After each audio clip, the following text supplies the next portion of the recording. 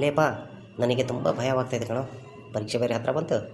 ಗಣಿತ ಯಾವ್ದು ಓದಬೇಕು, ಯಾವ್ದು ಬಿಡಬೇಕು, ಯಾವ್ದು ಓದಿದ್ರೆ ಪಾಸ್ ಆಗ್ತೀವಿ ಹೇಳೋ ಮಹೇಶ.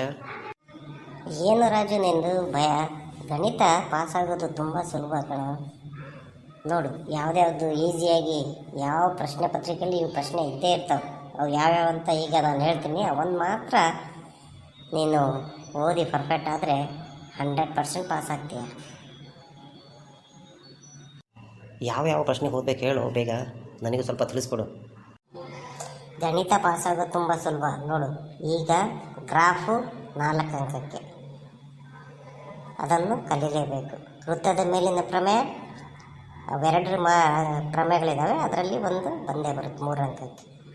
ತ್ರಿಭುಜಗಳ ಮೇಲಿನ ಪ್ರಮೇಯ 2 ಪ್ರಮೇಯ, ತೇಲ್ಸ್ನ ಪ್ರಮೇಯ ಮತ್ತು ಕೋನ ನಿರ್ಧಾರಕಗಳು. ಮಾಸಾಹ ಮತ್ತು ಲಾಸಾಹ ಕಂಡುಹಿಡಿಯೋದು 2 ಅಂಕ ಕೇಳ್ತಾರೆ. ಅಭಾಗಲಬ್ಧ ಸಂಖ್ಯೆಯೆಂದು ಸಾಧಿಸಿ. ಬಹುಪದೋಕ್ತಿಗಳ ಶೂನ್ಯತೆಗಳನ್ನು ಕಂಡುಹಿಡಿದು, ಶೂನ್ಯತೆ ಮತ್ತು ಸಹಗುಣಕಗಳ ಸಂಬಂಧ ತಾಳೆ ನೋಡೋದು. 2 ಚರಾಕ್ಷರಗಳ ಮೇಲೆ XY ಬೆಲೆ ಕಂಡುಹಿಡಿಯುವುದು. ವರ್ಜಿಸುವ ಅಥವಾ ಆದೇಶ ವಿಧಾನ. ವರ್ಗ ಸಮೀಕರಣ ಬಿಡಿಸುವುದು. ವರ್ಗ ಸಮೀಕರಣದ ಮೂಲಗಳ ಸ್ವಭಾವ ಅಥವಾ ಶೋಧಕ ಕಂಡುಹಿಡಿಯುವುದು. ಸಮಾಂತರ ಶ್ರೇಣಿಯ nನೇ ಪದ ಮತ್ತು ಮೊತ್ತ ಕಂಡುಹಿಡಿಯುವುದು. ದೂರ ಮತ್ತು ಭಾಗ ಪ್ರಮಾಣ ಸೂತ್ರ ಕಂಡುಹಿಡಿಯುವುದು. ಸರಾಸರಿ ಮಧ್ಯಾಂಕ ಬಹುಲಕ ಸಂಖ್ಯಾಶಾಸ್ತ್ರದ ಮೇಲೆ. ಸಂಭವನೀಯತೆ. ಇಷ್ಟು ಕಲ್ತ್ಬಿಟ್ರೆ ನಿನಗೆ 30 ಮಾರ್ಕ್ಸ್ ಪಕ್ಕ. ಅಂದರೆ ಇಷ್ಟನ್ನು ಕಲಿತ್ರೆ ಸಾಕಾ? ಹೌದಲ್ವಾ? ನಾನು ಸುಮ್ಮನೆ ಟೆನ್ಷನ್ ತೊಗೊತಾ ಇದ್ದೆ. ಇಷ್ಟನ್ನು ನಾನು ಪರ್ಫೆಕ್ಟ್ ಆಗೇ ಆಗ್ತೀನಿ. ಒಂದೊಂದೇ ಲೆಕ್ಕ ಬಿಡಿಸಿ ತೋರ್ಸಪ್ಪ. ಈ ವರ್ಷ ಒಟ್ಟು ನಾನು ಪಾಸ್ ಆಗಲೇಬೇಕಂತ ಅಂದ್ಕೊಂಡಿದ್ದೀನಿ. ಚಿಂತೆ ಬಿಡೋ ರಾಜು, ನೀನು ಇವತ್ತಿಂದ ಮನಸ್ಸು ಮಾಡಿದರೂ ಆರಾಮಾಗಿ ಪಾಸ್ ಆಗ್ತೀಯ. ಒಂದೊಂದೇ ಲೆಕ್ಕವನ್ನು ಪರ್ಫೆಕ್ಟಾಗಿ ಬಿಡಿಸ್ಕೊಳ್ತಾ ಹೋಗೋಣ. ನೋಡಪ್ಪ, ಈ ಪ್ರಮೇಯ ಅಂತೂ 3 ಮಾರ್ಕ್ಸಿಗೆ ಕೇಳ್ತಾರೆ. ಇದನ್ನು ಪರ್ಫೆಕ್ಟ್ ಆಗೇ ಬಿಡು ಇವತ್ತು.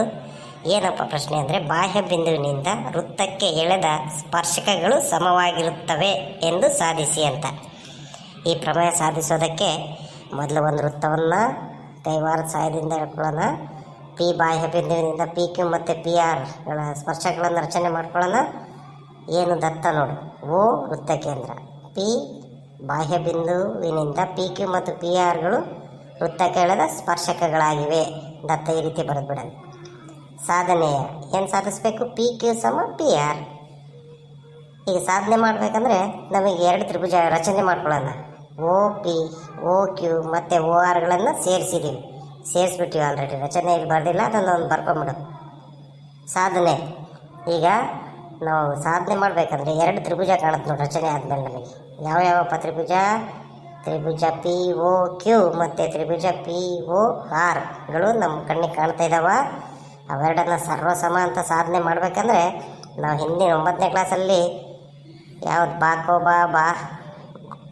ಕೋಬಾಕೋ ಮತ್ತು ಲಂಬಕೋನ ವಿಕರಣ ಬಾಹು ಪ್ರಮೇಯಗಳನ್ನೆಲ್ಲ ತಿಳ್ಕೊಂಡಿವಿ. ಆ ಜ್ಞಾನವನ್ನು ಇಲ್ಲಿ ಬಳಸಿ ಅವೆರಡು ಸರ್ವಸಮ ಅಂತ ಸಾಧಿಸ್ಬಿಟ್ರೆ ಆಯಿತು. ನೋಡಿಲ್ಲಿ ಈ 2 ತ್ರಿಭುಜಗಳಲ್ಲಿ OQ ಸಮ OR. OQ ನೋಡಿ ಕಣ್ಣು, OQ ಮತ್ತು ORಗಳು ಯಾಕೆ ಸಮ? ಒಂದೇ ಇರುತ್ತೆ ತ್ರಿಜ್ಯಗಳು.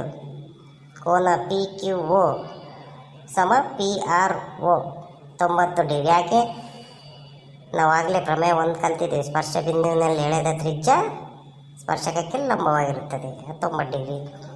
OP ಸಮ OP ಉಭಯ ಸಾಮಾನ್ಯ. ಇಷ್ಟು ಸಾಕಲ್ಲ ಅವೆರಡು ತ್ರಿಭುಜಗಳು ಸರ್ವಸಮ ಅಂತ ಬರೆಯೋದಕ್ಕೆ. ದೇರ್ಫೋರ್ ತ್ರಿಭುಜ POQ ಸರ್ವಸಮ ತ್ರಿಭುಜ POR. ಯಾಕಪ್ಪ ಅಂದರೆ ಲಂಬಕೋನ ವಿಕರಣ ಬಾಹು ಪ್ರಮೇಯ. ಆದ್ದರಿಂದ PQ ಸಮ PR. ಸಮರೂಪ ತ್ರಿಭುಜದ ಅನುರೂಪ ಬಾಹುಗಳು ಸಮವಾಗಿರುತ್ತವೆ. ತ್ರಿ ಬಾ ಅಂತ ಬರೆದ್ಬಿಟ್ರೆ 3 ಮಾರ್ಕ್ಸ್ ಗ್ಯಾರಂಟಿ ನಿನಗೆ. ಇದನ್ನು ಇವತ್ತು ನೀನು ಕಲಿತೆ ಬಿಡು, ನಾಳೆ ಮತ್ತೆ ನೋಡೋಣ. ಹೌದಪ್ಪ, ಇವತ್ತೇ ಈ ಪ್ರಮೇಯವನ್ನು ನಾನು ಒಂದು ಸರಿ ನೋಡಲಿಲ್ದಂಗೆ ಫಸ್ಟ್ ಕಲ್ತ್ಕೊಂಡು ನೋಡಲಿಲ್ದಂಗೆ ಬರೆದು ಪರ್ಫೆಕ್ಟ್ ಆಗಿ ಇವತ್ತಿಂದಲೇ ನೀನು ಹೇಳಿದ್ದೆಲ್ಲ ಒಂದೊಂದೇ ರೈಟ್ ಹಾಕ್ಕೊಳ್ತಾ ಹೋಗಿ ಇನ್ನೊಂದು ವೀಕಲ್ಲಿ ನಾನು ಗಣಿತ ಪರ್ಫೆಕ್ಟಾಗಿ 100% ಪಾಸಾಗೇ ಆಗ್ತೀನಿ. ಥ್ಯಾಂಕ್ಸ್. ನಾಳೆ ಮತ್ತೆ ಭೇಟಿಯಾಗೋಣ.